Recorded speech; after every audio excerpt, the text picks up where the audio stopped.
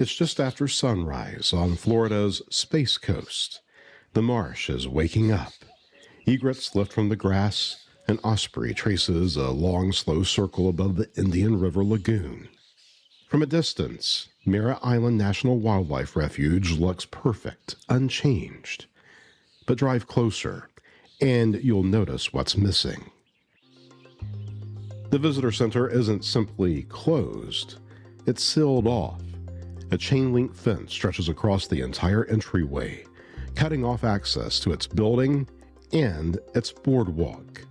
A paper sign printed in black ink and taped to the guide map kiosk reads, "During this lapse in appropriations, National Wildlife Refuges will remain as accessible as possible. We are doing our best to take care of your refuges at this time, but some amenities and services may not be available."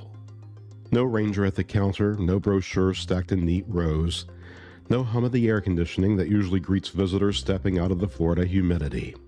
Just silence, and the sound of tires crunching on gravel as another car turns away. Technically, the refuge is still open. The roads, the trails, the wildlife, all still here. But the people who interpret it, maintain it, and welcome visitors are not. And that difference, the gap between open and operating, is the story of the 2025 federal government shutdown in Central Florida. It began October 1st, after Congress failed to pass a funding bill. It has now stretched beyond a month, making it the longest continuous shutdown in U.S. history. Hundreds of thousands of federal workers have missed at least 2 paychecks, and among them are the small staff who care for this refuge.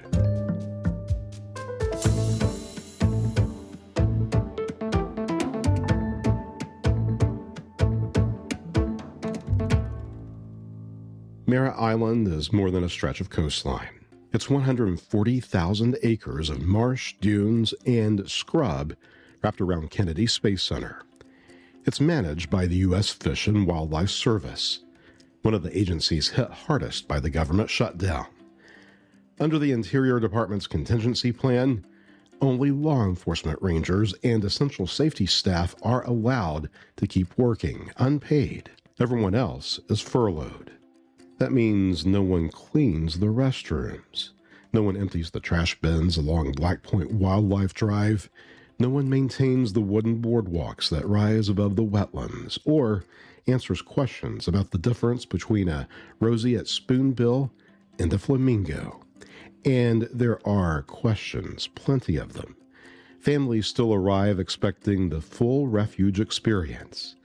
They find locked bathrooms, uncollected garbage, and closed exhibits. Some stay anyway, but others, especially older visitors or families with kids, turn back toward the main road. Local business owners in nearby Titusville are feeling the decline. A cafe owner who usually sees a surge in morning coffee orders from birders says traffic has dropped by half since the shutdown started. It's not just inconvenience, it's income vanishing from small coastal economies that already balance on tight margins.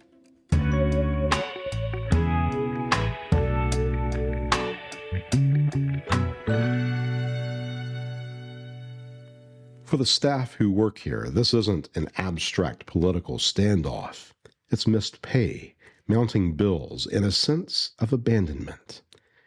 Refuge employees are federal workers, but they're also neighbors, living in Brevard County, shopping at the same grocery stores, paying rent on the same schedule as everyone else. One longtime biologist said in an interview earlier this month that she's still coming in to check on the manatee data sensors near Haulover Canal, voluntarily, off the clock, because she can't stand the idea of losing years of monitoring. Another ranger described driving past the locked visitor center on his day off just to make sure no one had dumped trash or strayed into a restricted area. Every shutdown reveals the people who manage America's public lands do it for love, not for money. And that love is being tested again.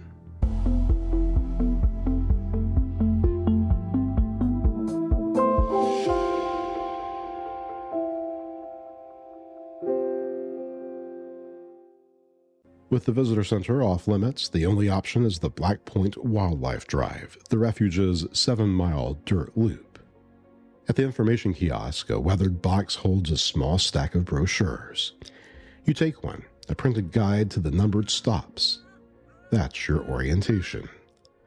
The road ahead is rough, bone-rattling, deeply rutted, and clearly overdue for grading. Even on a good day, it's bumpy. Now it's worse. Still, the drive is busy. Cars crawl along at a walking pace, binoculars hanging out of windows. A rocket launch was scrubbed just a couple of hours earlier, and the disappointed spectators seem to have rerouted here. You roll down the window. The air smells of salt and mud. White egrets stalk the banks, and alligator slides into the canal with barely a ripple. The refuge is alive, but there's no human presence guiding any of it. The map in your lap is the only voice left. About halfway around the loop, you pull into the parking lot at the wooden observation platform. It's weathered gray, splintered from years of sun and storms.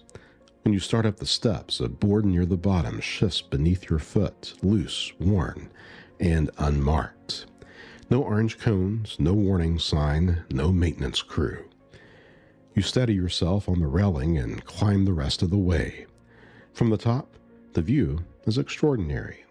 Marsh to the horizon, herons lifting into the air, the light bouncing off of the water. But the structure itself tells a different story.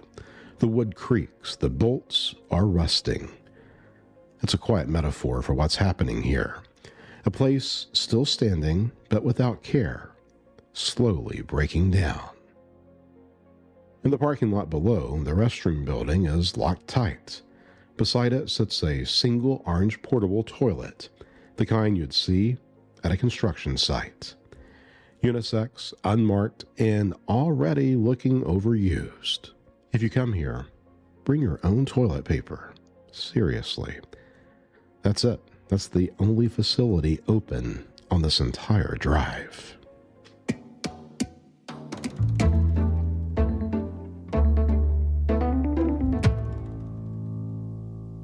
Nature adapts. Bureaucracy doesn't.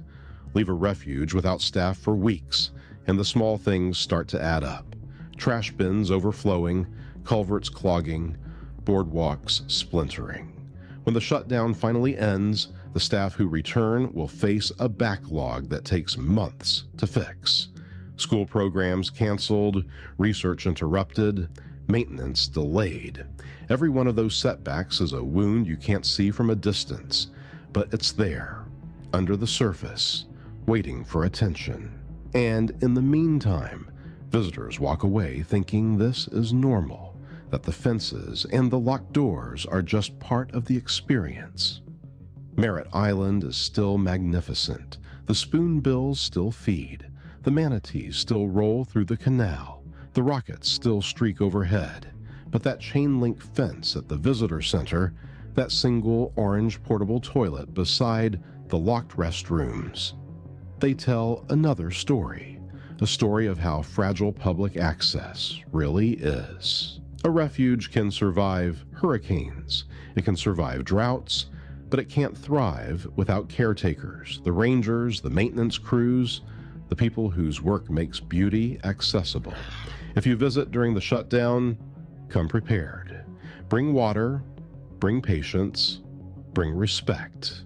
Because open doesn't mean cared for. And even the wildest places in Florida depend on someone being paid to care. If you enjoyed this episode of the Gallivanter Podcast, make sure to follow or subscribe on Apple Podcasts, Spotify, and iHeartRadio. Thank you for gallivanting with me. Wherever you go, take the story with you.